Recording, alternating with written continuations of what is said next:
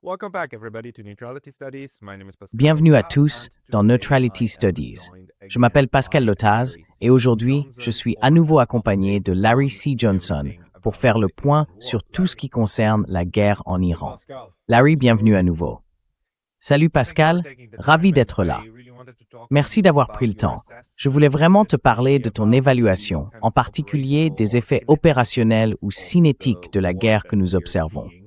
Juste avant cela, j'ai parlé avec Stephen Starr, qui a donné une mise à jour sur tous les systèmes radars détruits et sur la capacité que l'Iran conserve encore. Je me demande vraiment, quelle est ton évaluation de la situation actuelle de la guerre, après 2 semaines?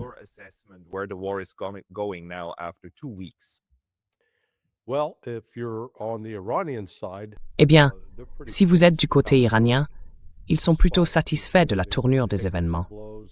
Ils ont certes subi de sérieux dommages à leur infrastructure, mais ils ont également atteint des objectifs militaires importants qui ont nui aux capacités opérationnelles des États-Unis. Premièrement, comme Stephen l'a mentionné, la destruction de ces radars. Vous savez, ce sont des systèmes valant des milliards de dollars. L'un coûtait environ 500 millions et quelques autres dépassaient le milliard chacun. Ils étaient essentiels pour identifier les menaces, qu'elles soient maritimes ou aériennes, coordonner les mouvements aériens et éviter les conflits dans l'espace aérien. Et puis, nous avons appris ce soir que le CENTCOM a annoncé, il y a environ 2 heures, qu'un KC-135 avait été abattu. Je suppose qu'ils essaieront peut-être de dire que c'était accidentel, mais ça ne l'était pas. They may come out and try to say it was accidental, but it wasn't. Qu'est-ce qu'un cassé? Est-ce un avion de transport ou un avion ravitailleur? It's a refueling plane. A KC-135 is a plane that C'est un avion ravitailleur. Un KC-135 peut ravitailler jusqu'à 5 chasseurs F-35A. Depuis les bases d'où ils décollent, les F-35 doivent être ravitaillés même pour rentrer à la base, car ils ne pénètrent pas très loin en Iran. Quoi qu'il en soit, il y aurait eu 2 de ces KC-135 en train de revenir. Ce que j'ai appris, c'est que le second avion a vu un missile solaire tiré vers le ciel. Le second appareil a effectué une manœuvre d'évitement, a percuté le premier, et on ne sait pas s'il y avait 5 ou 6 personnes à bord, mais elles sont toutes mortes. Je veux dire, quand on percute un réservoir de carburant, ça explose. Ils n'ont pas le temps d'enfiler des parachutes et de sauter. it doesn't. They don't have time to put on parachutes and jump out. Mais cela aurait-il été abattu au-dessus de l'Iran, ou l'Iran aurait-il réussi à le toucher dans l'espace aérien de quelqu'un d'autre? Well, it was shot down over Iraq, of all places. Il a été abattu au-dessus de l'Irak, de tous les endroits possibles. L'Irak, d'accord. Mais encore une fois, certains groupes irakiens alignés sur l'Iran, vous savez, il y a un élément du Hezbollah, ont probablement tiré. Donc à ce stade, l'administration n'a signalé que 8 morts au combat. Cela en ferait 5 ou 6 de plus, ce qui pourrait presque doubler le chiffre. Et je suis convaincu que l'administration Trump ment sur le nombre réel de victimes. Il le cache. Mais ce n'est pas tout. Un grand nombre de KC-135 ont été détruits au sol sur l'une des bases de la région. Je ne dirai pas laquelle, mais en gros, ce que fait l'Iran, c'est empêcher les États-Unis d'utiliser ces différentes bases. What Iran is doing is preventing the United States from using these different bases. There are 13 locations. Il y a 13 sites, vous savez, en Arabie Saoudite, au Koweït, en Irak, à Bahreïn, au Qatar, aux Émirats arabes unis, voire à Oman, qui ont été touchés. La capacité des États-Unis à continuer d'opérer dans ces zones est donc considérablement réduite. Ils sont contraints de fuir. Et une fois qu'ils sont forcés de partir, où vont-ils aller? Même s'ils se rendent en Israël, ils y sont également pris pour cible. C'est donc presque comme s'ils allaient être obligés de se déplacer vers un endroit comme Chypre, la partie turque de Chypre, ou peut-être vers la Turquie. Mais là encore, dès qu'ils apparaissent en Turquie, cela devient une menace. Du point de vue de l'Iran, ils s'en sortent très bien avec leurs frappes de missiles et de drones. Les États-Unis n'ont pas réussi à les arrêter. The United States has not been able to stop them. I know in one particular case, the U.S. defenses have been. Je sais que dans un cas particulier, les défenses américaines ont été épuisées. Il n'y a plus de défense aérienne à cet endroit. En revanche, en Iran, ils ont pris l'initiative stratégique. Ils ont pris le contrôle du détroit d'Ormuz et ont interrompu tout le trafic. Ce n'est pas seulement le pétrole. Il s'agit aussi du gaz naturel liquéfié et de l'engrais à base d'urée. En fait, 30% ou plus des engrais mondiaux proviennent du golfe Persique. Je ne m'en étais pas rendu compte avant de commencer à me pencher sur la question l'autre jour. Ainsi, en bloquant l'acheminement du pétrole, du gaz naturel liquéfié et des engrais, l'Iran provoque, au minimum, une récession mondiale. Et il est probable qu'il y ait des pénuries alimentaires, car les agriculteurs ne recevront pas les engrais dont ils ont besoin pour semer et faire pousser correctement leur culture.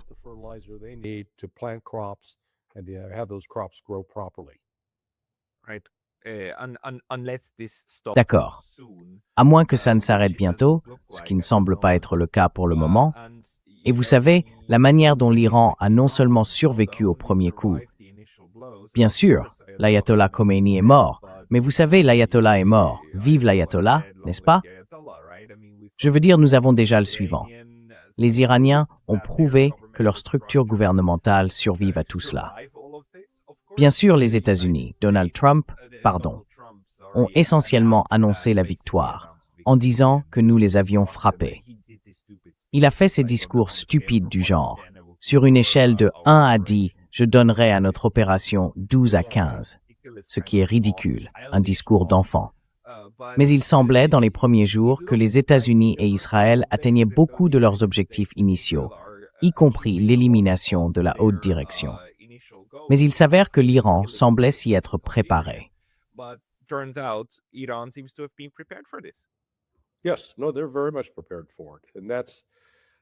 Oui, non, ils y sont tout à fait préparés. Et c'est justement ce que l'Occident n'a pas réussi à comprendre. C'est un mélange d'arrogance et d'orgueil. Fermer le golfe Persique maintenant revient à, c'est une expression grossière, mais elle traduit bien la réalité. Les Iraniens tiennent les États-Unis par les tripes. Que vont faire les États-Unis? Larguer des bombes le long du littoral? Cela n'ouvrira pas le détroit d'Ormuz. Pas du tout. Parce que les Iraniens ont des drones, ils ont des missiles. Ils n'ont pas besoin d'être juste sur la côte. Ils peuvent rester à distance. De plus, il y a de nombreuses grottes tout le long de ce littoral qui peuvent abriter et protéger les unités iraniennes. Et CBS a rapporté qu'ils ont miné le détroit.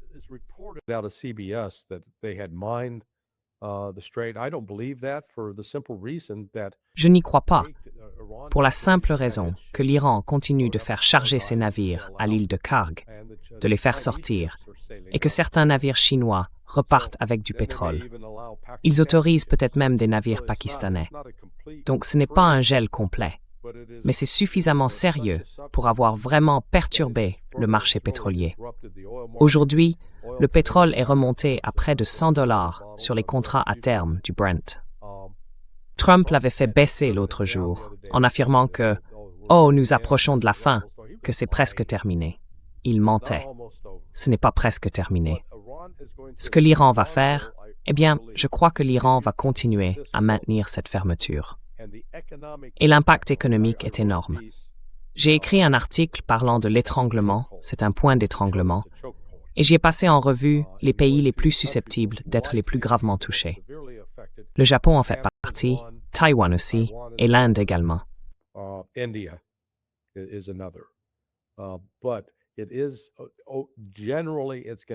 Mais en général, cela va avoir un effet négatif sur l'économie mondiale. Cela va provoquer une flambée de l'inflation, car le prix a doublé. Et on le constate, vous savez, ici en Floride où je vis, le prix du pétrole, le prix d'un gallon d'essence, entre lundi de la semaine dernière et dimanche dernier, il a augmenté de 50 cents. Puis de dimanche à mercredi, il a encore augmenté de 15 cents, donc 65 au total. Et entre hier et aujourd'hui, jeudi, il a encore pris 5 cents de plus. Maintenant, nous sommes un pays soi-disant énergétiquement indépendant. Nous importons très très peu de pétrole du golfe Persique. Si cela se produit ici, je n'ose imaginer ce qui se passe dans le reste du monde. Je ne sais pas. Dans votre région, avez-vous constaté un changement dans les prix de l'essence? change in the gasoline prices? Not myself, but I'm not keeping close watch on it. Pas moi personnellement, mais je ne suis pas la situation de près, car je n'ai pas de voiture. Cependant, le gouvernement japonais a déjà décidé de libérer une partie de ses réserves stratégiques. Et le chiffre 254 revient souvent ici, car c'est le nombre de jours que le Japon aurait dans ses réserves stratégiques, apparemment le plus élevé par habitant au monde. Je ne sais pas à quel point ce chiffre de 254 jours est exact. Cela me semble très long, mais le Japon est extrêmement vulnérable aux interruptions d'approvisionnement en pétrole et en gaz, car il n'en produit presque pas lui-même.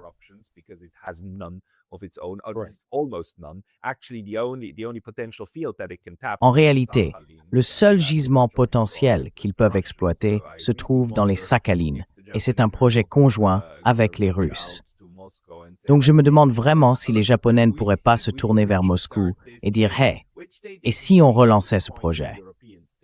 Ils ne l'ont pas gelé au même point que les Européens. Ils l'ont mis en pause, mais ne l'ont jamais arrêté, jamais complètement abandonné. Mais bon, c'est une discussion tout à fait différente. Le fait est que la douleur est réelle et qu'elle va devenir de plus en plus tangible avec le temps pour toutes les économies occidentales avancées, y compris les États-Unis.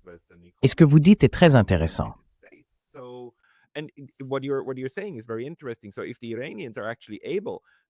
Donc, si les Iraniens sont réellement capables de garantir le passage aux navires qu'ils souhaitent et disent « Les gars, vous pouvez passer », vous savez, ils ont déjà annoncé qu'ils permettraient le passage aux navires des pays qui expulsent, je crois, les diplomates américains et israéliens, n'est-ce pas? J'ai lu ce commentaire. Je ne suis pas tout à fait sûr qu'il provenait vraiment d'un compte du CGRI ou si c'était juste une blague. Mais quelqu'un disait que les Iraniens garantiraient un passage sûr à tout pétrolier qui parviendrait à convaincre les Américains de créer une patrouille pour eux dans le détroit, parce qu'ils adoreraient les couler. Mais ce que nous voyons, c'est que la navigation américaine ne s'approche pas du détroit. Ce n'est pas le cas. Pouvez-vous peut-être en dire un mot?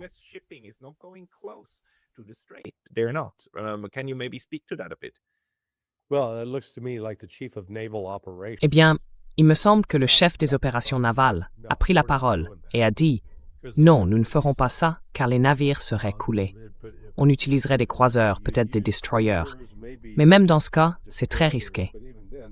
Il n'y a rien qu'ils puissent faire pour empêcher les drones ou les missiles anti-navires. Et les Iraniens ont ces petits bateaux appelés boghammers, qui sont gardés dans des tunnels, donc protégés.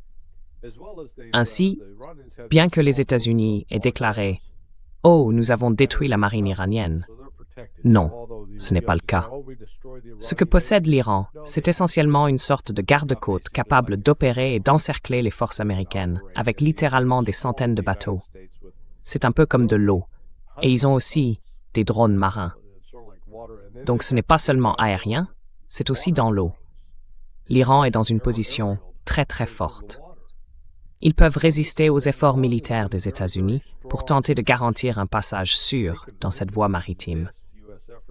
Et ils peuvent aggraver la situation en collaborant avec les Houthis pour fermer complètement la mer Rouge.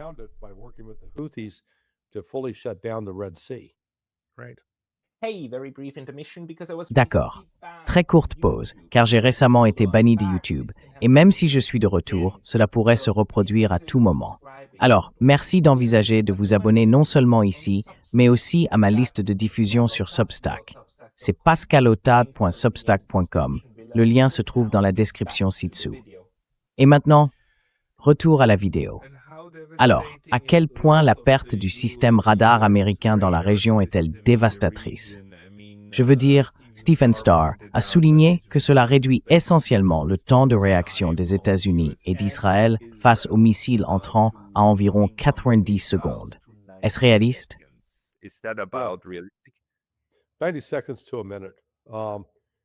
90 secondes pour une minute. La compensation pour cela consiste à utiliser des AWACS, des plateformes aéroportées, afin d'essayer de compenser la perte. Parce que sans ces radars, les États-Unis et Israël sont aveugles. Cela les a rendus aveugles, Et ce n'est pas comme s'il s'agissait d'un système à 50 000 $ qu'il suffit de remplacer par un composant pour être prêt à repartir. Non, cela coûte 500 millions de dollars, un demi-milliard, et jusqu'à 1 milliard de dollars pour au moins 2 d'entre eux. Ce sont des équipements incroyablement difficiles à remplacer. Exactement. Et apparemment très faciles à détruire, puisque l'Iran l'a fait dès la première semaine. Iran did it in the first week. Right. In fact, one of them was destroyed by a drone. Exactement. En fait, l'un d'eux a été détruit par un drone, ce qui, encore une fois, rend l'idée que les États-Unis disposent d'un système de défense aérienne efficace, avec les systèmes Patriot et THAAD, complètement risible. Et franchement, les chiffres ne tiennent tout simplement pas. Le nombre total de missiles PAC-3 tirés depuis les batteries Patriot est de 4620 depuis 2015. C'est le total. Maintenant, cela suppose qu'aucun n'a été utilisé ailleurs, qu'aucun n'a été tiré. Lorsqu'on lance ces missiles contre une menace entrante, il faut en tirer 2. Alors, faites le calcul. You got to fire 2 of them. So just, do the math. If you've got 4,620. Si vous en avez 4620 à tirer et que vous devez en utiliser 2 par cible, cela vous ramène à 2310, n'est-ce pas? C'est le nombre total de missiles qu'il pourrait intercepter. Eh bien, la Russie, pendant la guerre de 4 ans, a tiré plus de 12 000 missiles. Donc, même si nous regroupions tous nos systèmes Patriot en Ukraine, il ne pourrait faire face qu'à environ 1/5 des missiles tirés par la Russie. Il faut donc vraiment remettre en question ces affirmations de l'Ukraine, selon lesquelles nous avons abattu 90% de ceci et 90% de cela. C'est absurde. C'est un mensonge. Mais ce que je sais, c'est qu'au moins une des bases militaires américaines est complètement à sec. Elles n'ont plus de défense aérienne.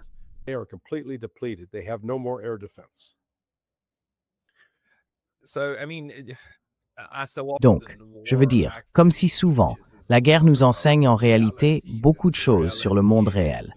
Et la réalité, c'est qu'aucun des trois, ni Israël, ni les États-Unis, ni l'Iran, ne peut se défendre contre des attaques de missiles entrants, n'est-ce pas?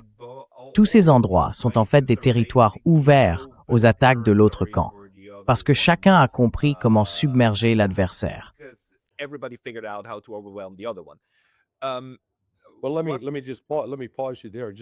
Eh bien, laissez-moi vous interrompre un instant pour souligner que la Russie, en général, compris cela. Elle l'a démontré avec une variété de missiles, comme les attaques MS et le Storm Shadow britannique. Ils ont eu un problème à Bryansk. Pour une raison ou une autre, le système de défense aérienne n'était pas actif là-bas. Mais la Russie est la seule qui semble vraiment avoir compris le fonctionnement. Les autres se bercent d'illusions. Tout ce qu'ils font, c'est assurer une belle rentabilité au complexe militaro-industriel. Ils sont construire ces engins.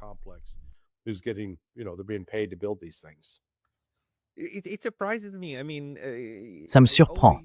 Je veux dire, j'ai toujours pensé qu'Israël avait probablement le système de défense aérienne le plus fiable au monde, avec ses 3 niveaux, tout venant des États-Unis, sous surveillance constante et extrêmement bien protégé, avec le dôme de fer et tout le reste. Ils avaient le dôme de fer, Anzegenborn et sa fronde de David. Je ne suis pas sûr de quel était le 3e élément que tu pensais qu'ils avaient. Il y en avait un 3e, mais je ne me souviens plus de ce que c'était.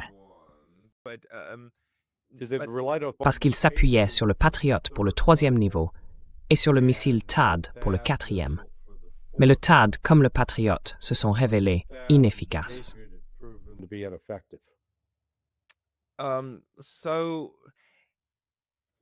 Alors, ce que je voulais te demander, c'est quelle est ton opinion sur la dissuasion nucléaire?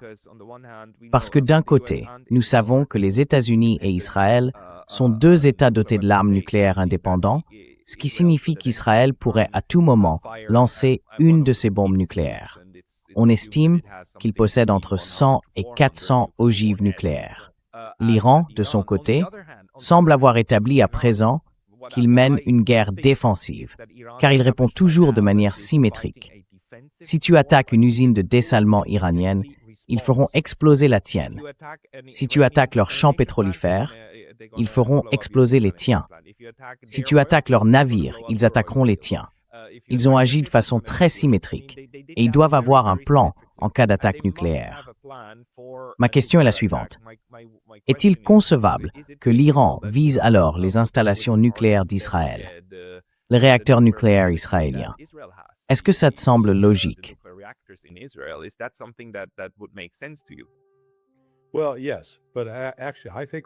Eh bien, oui.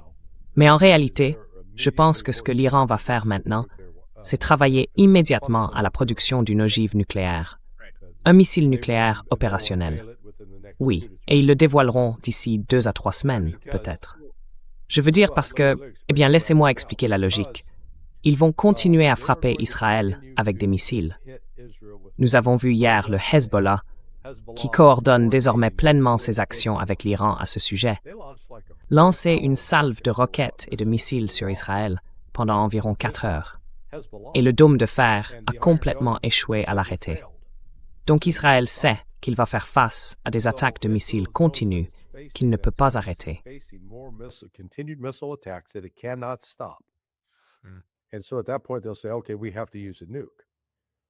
Et donc à ce moment-là, ils diront « D'accord, nous devons utiliser une arme nucléaire. » Eh bien, si l'Iran dit « Nous avons aussi une arme nucléaire. Si vous nous frappez avec une arme nucléaire, nous vous frapperons en retour. » C'est la seule garantie de l'Iran qu'il n'y aura pas d'attaque nucléaire d'Israël. Et je pense que Mojtaba Khamenei, le fils de l'ayatollah Ali Khamenei, a donné le feu vert pour cela. Et Paul, c'est important, parce qu'ils ont assassiné sa famille. Les Israéliens ont tué sa mère, son père, sa femme et sa petite-fille. Donc, vous savez, je pense qu'il reconnaît que le principe moral de l'Iran de ne pas construire d'armes nucléaires a coûté la vie à de nombreuses personnes innocentes.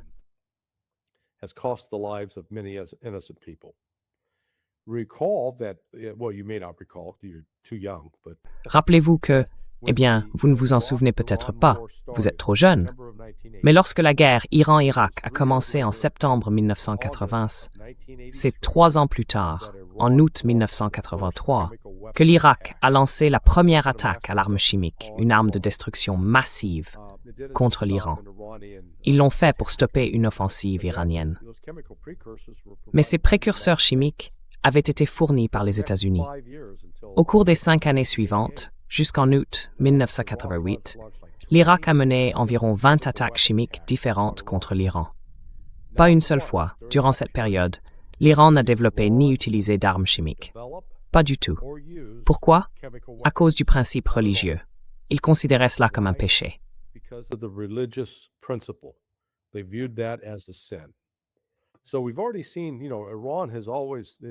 Nous avons déjà vu que l'Iran a une histoire d'exercice d'un certain jugement moral et éthique dans ses actions.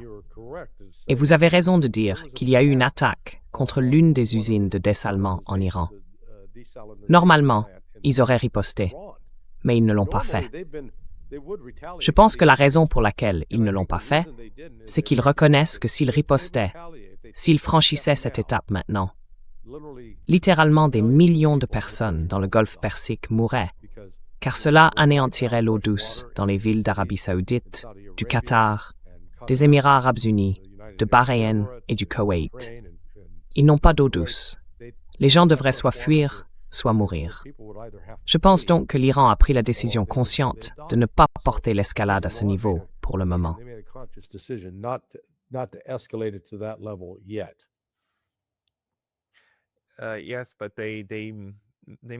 Oui, mais ils conservent cette capacité. Je veux dire, le fait qu'ils aient ensuite attaqué les infrastructures pétrolières dans les États du Golfe envoie un message très clair. Non, vous en abattez un des nôtres, nous en abattrons un des vôtres, et tout le monde en souffrira. Malheureusement, ce n'est pas ce que nous souhaitons, mais c'est ce qu'il faut faire pour se défendre.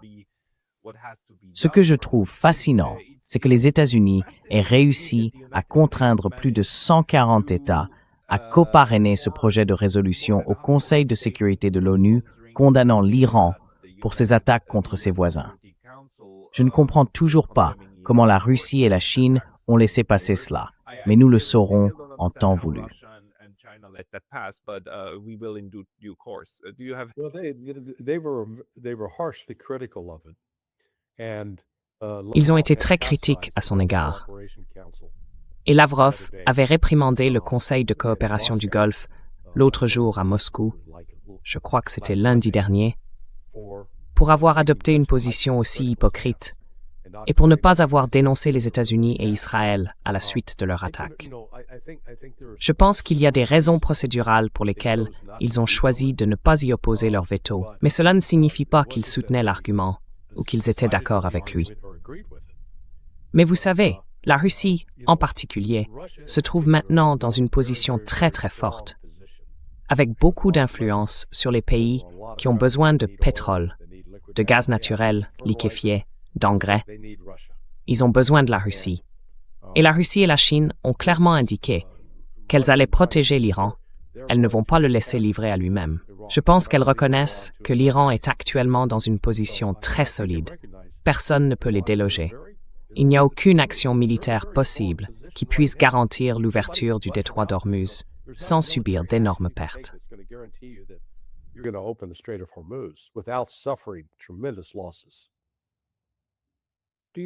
Pensez-vous que les États-Unis ou l'administration Trump envisagent sérieusement de déployer des troupes au sol d'une manière ou d'une autre?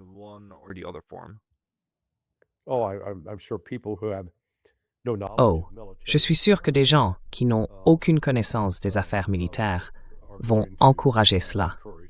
Mais quiconque s'y connaît un tant soit peu en matière militaire reconnaît que c'est incroyablement stupide et dangereux. Pourtant, le fait que ce soit stupide et dangereux et que cela entraînerait d'importantes pertes américaines sans atteindre le moindre objectif tactique ou stratégique ne signifie pas qu'ils ne le feront pas. Par exemple, une option pourrait être « Oh, nous allons rassembler une armée pour envahir l'Iran afin de vaincre leur armée. » Très bien, ils ont une armée d'1 million d'hommes. La règle générale veut qu'il faille un rapport de 3 contre 1, voire 4 contre 1, en effectif pour affronter un défenseur. Cela signifie donc que les États-Unis auraient besoin quoi? D'une armée de 3 ou 4 millions d'hommes. Nous n'avons actuellement qu'environ 457 000 ou 460 000 soldats.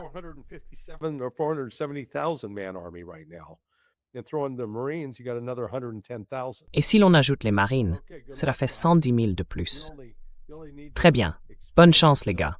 Il vous suffit de multiplier vos effectifs par 5.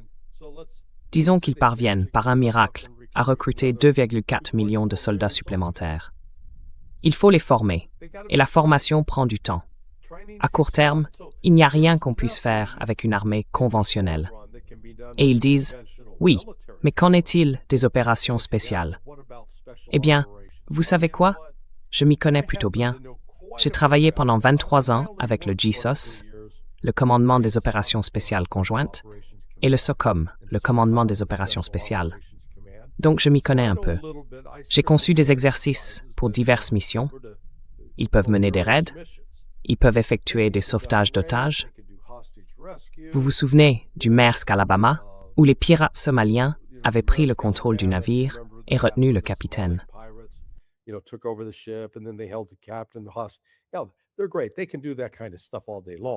Ils sont excellents. Ils peuvent faire ce genre de choses toute la journée. Mais à moins qu'il ne s'agisse d'un raid, c'est-à-dire d'une mission qui va durer moins de 12 heures, ce n'est pas une force capable d'entrer et de soutenir des opérations pendant 2 ou 3 jours, n'est-ce pas? Et les faire entrer et sortir, c'est tout un travail. Les gens qui tirent des leçons du Venezuela, oubliez ça. C'était une affaire interne. Je le sais avec certitude. Il y avait 3 membres de l'équipe de sécurité de Maduro qui étaient des informateurs du gouvernement américain. C'étaient des informateurs de la DIA, et c'est eux qui s'en occupaient. Ils ont livré Maduro pour les 50 millions de dollars. C'est de ça qu'il s'agissait. Mais cela ne devrait pas servir de modèle pour ce que nous pourrions faire en Iran. Ça n'arrivera pas.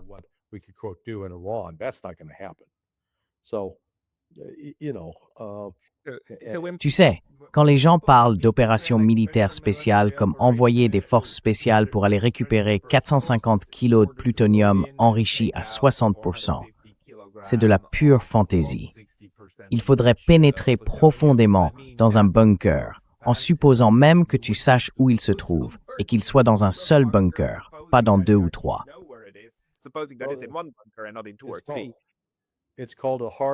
On appelle ça une cible durcie et profondément enfouie. J'ai travaillé sur un exercice à ce sujet et j'en ai rédigé le scénario il y a environ 16 ans. D'accord?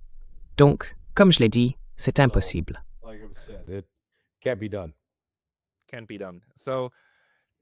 Ce n'est pas possible. Cela ne laisse donc vraiment que quelques options. Parce que si l'on suit la chaîne d'explication que vous nous avez donnée, alors la capacité de missiles des États-Unis va elle aussi s'épuiser. Et peut-être qu'il faudrait se rabattre sur l'utilisation de quelque chose comme des drones pour poursuivre les bombardements. Ce qui est peut-être envisageable, mais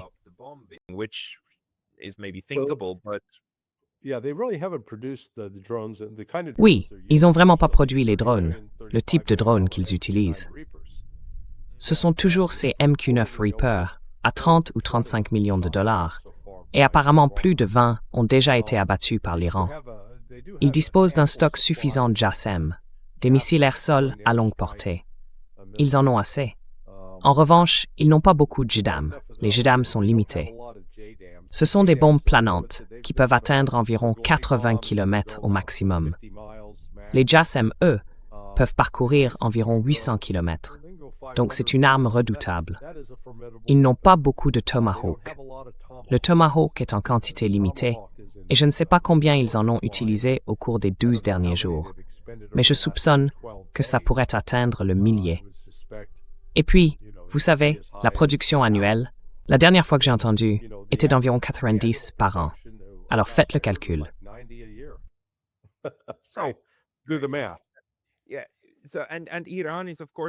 oui, et l'Iran va bien sûr essayer de repousser encore davantage les États-Unis, n'est-ce pas? En fait, le professeur Marandi de l'Université de Téhéran m'a dit « Écoutez, notre objectif est de faire en sorte que les États-Unis perdent la capacité de jamais recommencer. Pas seulement de promettre qu'ils ne le feront plus, mais de réellement perdre cette capacité. Autrement dit, les chasser de la région du Golfe. Alors, pensez-vous qu'ils soient réellement en bonne voie d'y parvenir avec le temps?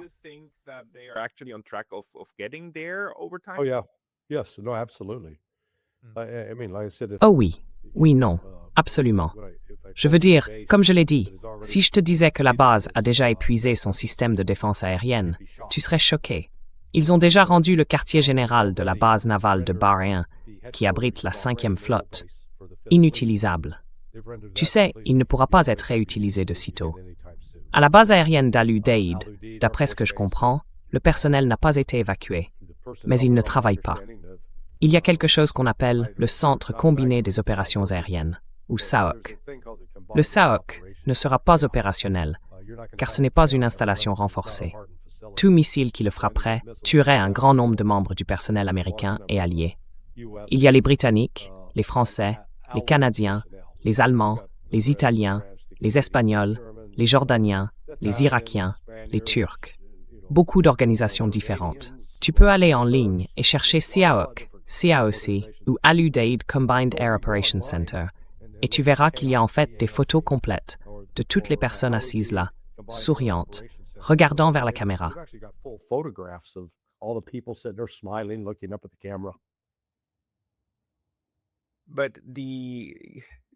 Mais la semaine dernière, on disait que les États-Unis allaient en réalité rapprocher leur porte-avions de l'Iran. Je crois que cela ne s'est pas vraiment produit. Et il était aussi question que les Français envoient une partie de leur marine. Avons-nous des nouvelles à ce sujet? Il semble que personne n'ose s'approcher suffisamment pour être à portée de frappe pour le moment.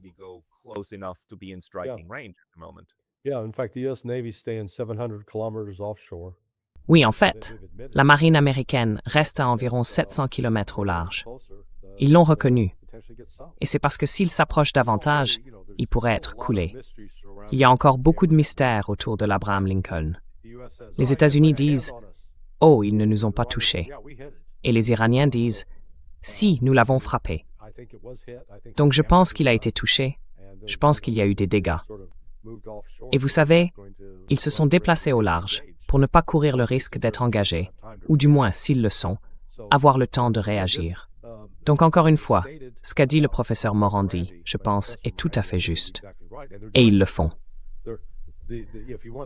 Si vous regardez les 3 principales bases, la base aérienne, Prince Sultan en Arabie Saoudite, l'installation navale de Bahreïn et Al Udeid au Qatar, ces 3-là ont été considérablement affaiblis.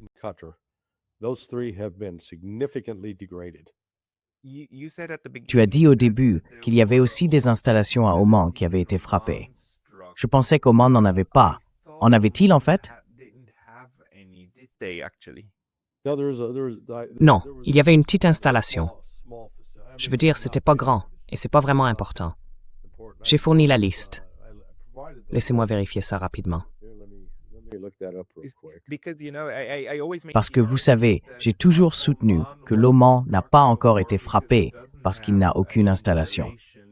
Et l'Iran fait clairement comprendre que si vous êtes un allié des États-Unis, votre sécurité est moindre que si vous restez neutre.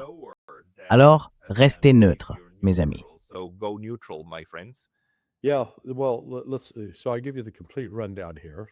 Oui, bon, je vais donner le compte-rendu complet. Koweït. Il y a eu plusieurs frappes sur la base aérienne Ali Al-Salem, sur le camp Arif Jan et sur le port de Shuwaik. C'est là que les 6 soldats américains ont été tués, ainsi que sur le camp Buering. Donc cela fait 4 cibles au Koweït. Bahreïn. Le quartier général de la 5e flotte de la marine américaine, il a été pratiquement mis hors service. Arabie Saoudite, la base aérienne Prince Sultan. Ensuite, la base aérienne d'Al Udeid et le radar d'Umduhail au Qatar. La base aérienne d'Al Dafra, le port de Jebel Ali, Al Ruwais, qui abrite un système de défense aérienne avec le THAAD, le système de défense à haute altitude, et l'installation d'Al Sadr. Donc il y en a 4 aux Émirats arabes unis. Il y en a une en Jordanie, la base aérienne Muwafaq Salti et l'aéroport d'Erbil en Irak. Oui, donc tu as raison, ce n'était pas Oman. Ils ont épargné Oman. Du moins, pour les cibles militaires. Et je pense que c'est en partie à cause du rôle d'Oman dans les tentatives de médiation d'un accord de paix.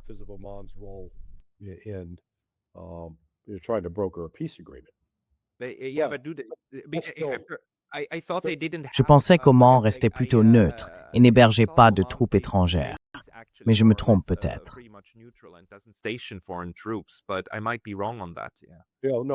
Non, je pense que tu as probablement raison. C'était mon erreur. Nous avons identifié 7 pays et 13 bases différentes.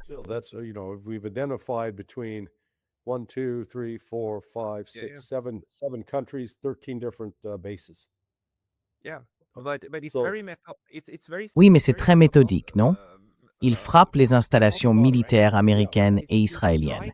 Et c'est aussi pour cela que le week-end dernier, le président iranien, Pezeshkian, je le confonds toujours avec Pachinian, mais Pezeshkian, en Iran, s'est en fait excusé auprès de tous les États du Golfe en disant quelque chose comme « Désolé de devoir vous frapper, mais nous n'avons pas le choix ». Donc, c'est comme s'il voulait envoyer un signal très fort aux États du Golfe. Expulsez l'armée américaine et vous vous en porterez mieux.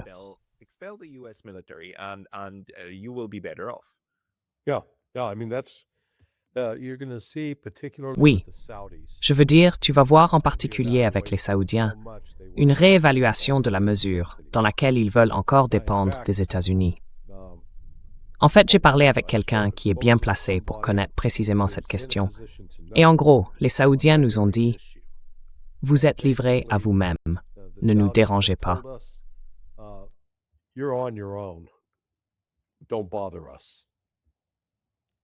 Qui a dit à qui? Les Saoudiens ont dit au personnel américain de la base aérienne du Prince Sultan, en gros, « Vous savez quoi? Vous êtes livrés à vous-même. Nous n'allons pas être là pour vous défendre. » Ainsi, les Saoudiens ont clairement fait comprendre aux États-Unis, « Très bien, vous voulez rester là et vous battre? C'est votre combat. Nous ne le ferons pas. »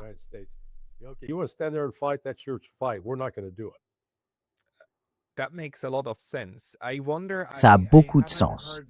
Je me demande, je n'ai pas entendu si les Saoudiens ont expulsé les diplomates iraniens ou non, car ils ont repris un contact diplomatique direct il y a environ 1 an et demi, n'est-ce pas? Par l'intermédiaire de la Chine.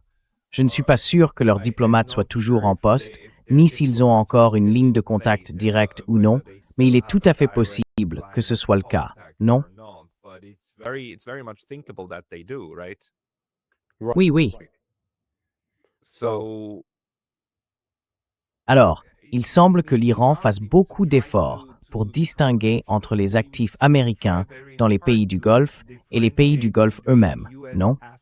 Et pour dire, en gros, non, non, non, nous ne vous attaquons pas. Nous visons les installations utilisées par les États-Unis. C'est aussi pour cela que les usines de dessalement sont toujours intactes, n'est-ce pas? Ils ne veulent pas franchir la ligne qui consisterait à attaquer directement la population civile de ces pays. Right. Yeah, so I was just looking, I just got a D'accord. flash over. Oui, donc tu sais, je regardais juste. Je viens de voir une alerte sur X. Depuis le début de cette fureur épique, il y a eu 6 vols d'évacuation médicale du CENTCOM vers Ramstein. Et d'habitude, quand ils vont à Ramstein, ça veut dire qu'ils se dirigent vers le centre médical régional de Landstuhl, qui est près de Stuttgart. J'ai remarqué qu'il y a une semaine, mercredi 4 mars, Landstuhl a publié une note suspendant essentiellement tous les services de maternité. Donc en gros, si tu viens à l'hôpital pour accoucher, oublie ça.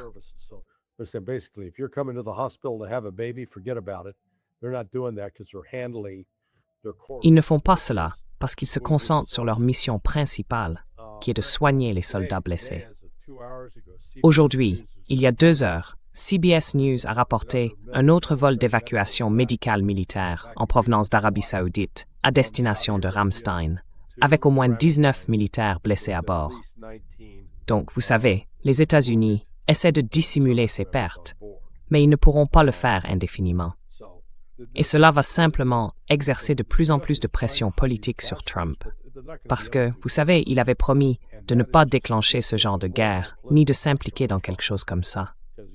Et cette situation n'a absolument pas de fin facile ou rapide.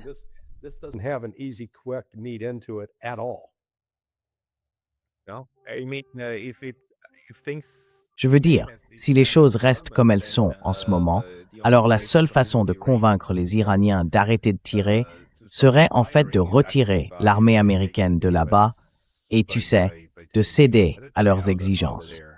Et je ne vois tout simplement pas Donald Trump faire cela d'aucune manière, sous aucune forme, à cause de sa personnalité.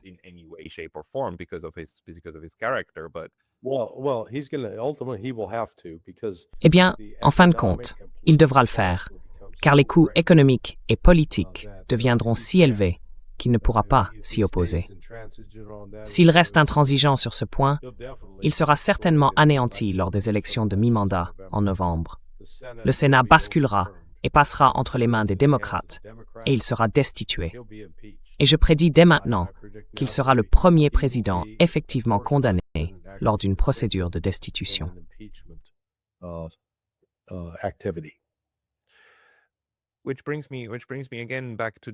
Ce qui m'y ramène encore une fois.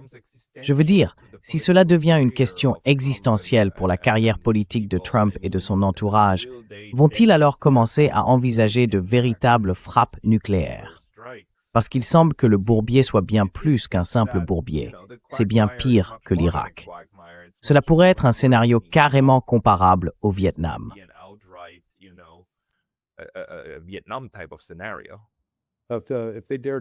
Si Trump et les États-Unis osaient utiliser des armes nucléaires, nous serions en guerre nucléaire avec la Russie et la Chine, et probablement aussi avec la Corée du Nord. Pourquoi?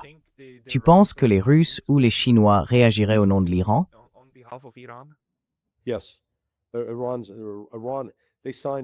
Oui. L'Iran a signé avec eux un accord stratégique trilatéral à la fin du mois de janvier et a reconnu que le pays allait jouer un rôle essentiel dans le futur domaine économique des BRICS. Historiquement, il a été un carrefour crucial pour la route de la soie venant de Chine, Et désormais tout ce corridor nord-sud? Non, ils ne vont pas rester les bras croisés et laisser les États-Unis livrer des armes nucléaires à l'Iran. Cela n'arrivera pas.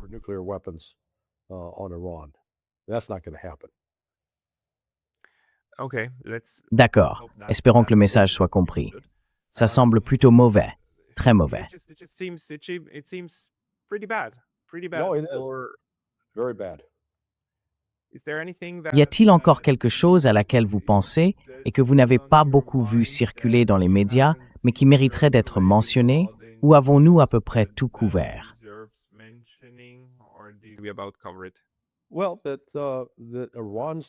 Eh bien, les exigences de l'Iran commencent à se préciser. Ils réclament des réparations. Araqchi a déclaré qu'ils allaient tenir bon jusqu'à la destruction d'Israël, qu'Israël devra cesser d'exister. Il sera donc intéressant de voir s'ils peuvent y parvenir. Je pense qu'ils ont en réalité un moyen d'y parvenir, potentiellement. Mais cela s'accompagne d'une menace nucléaire. Et la seule façon de contrer cette menace nucléaire est de posséder leur propre arme nucléaire, ce que je crois que l'Iran va désormais faire. Les actions des États-Unis n'ont laissé à l'Iran aucun autre choix.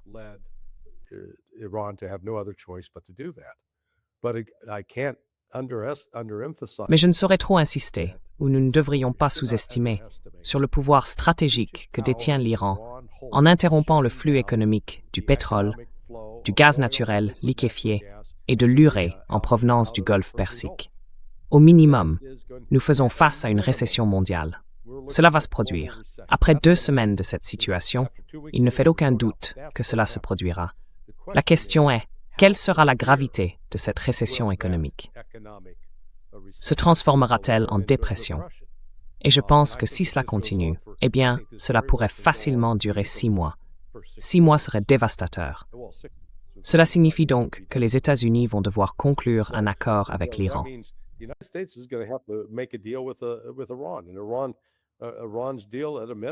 Et l'accord de l'Iran, au minimum, consistera en des réparations. Vous allez payer pour tous les dégâts que vous avez causés. Vous allez lever toutes les sanctions économiques contre nous. Et vous n'allez pas interférer avec notre capacité à, eh bien, enrichir autant d'uranium que nous le voulons. Et cela ne vous regarde pas. Ce sera leur exigence. Et si les États-Unis disent non, nous n'allons pas accepter cela, la réponse de l'Iran sera « Très bien, vous savez quoi? Débrouillez-vous avec ça. Pas de pétrole, pas de gaz naturel liquéfié. » Et après une période de 6 mois, le Qatar et les Émirats arabes unis ne pourront plus redevenir ce qu'ils étaient. Tous les riches qui s'y sont installés s'en iront. Quel désordre insensé. Quel désordre insensé. Oui, Larry, merci beaucoup. Tout le monde, veuillez suivre Larry Johnson sur sa page d'accueil. Sonar 21, c'est bien ça? Oui, monsieur, et merci de me faire ce plaisir. Vous savez, il est tard dans la nuit. Je vais fumer un cigare et profiter des températures extérieures ici en Floride. Je suis très content que vous l'ayez fait. 22 degrés Celsius, 72 degrés Fahrenheit. 22 degrees Celsius, 72 degrees Fahrenheit. Magnifique. Profitez de la merveilleuse nuit caribéenne là-bas et savourez votre cigare. Vous l'avez vraiment mérité. Larry Johnson, merci pour votre temps aujourd'hui. Merci, Pascal.